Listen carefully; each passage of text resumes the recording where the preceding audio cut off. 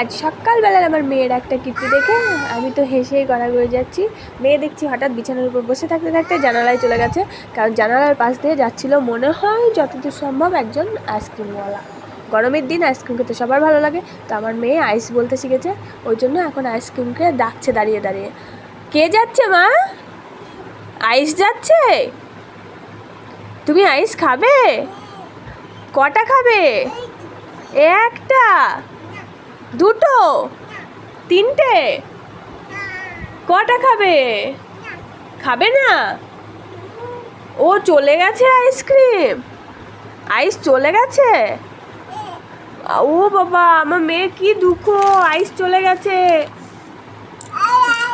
হ্যাঁ ডাকো, জোরে ডাকো, ডাকো। আয় বলো, আয় আইসক্রিম আয়, আমি খাবো।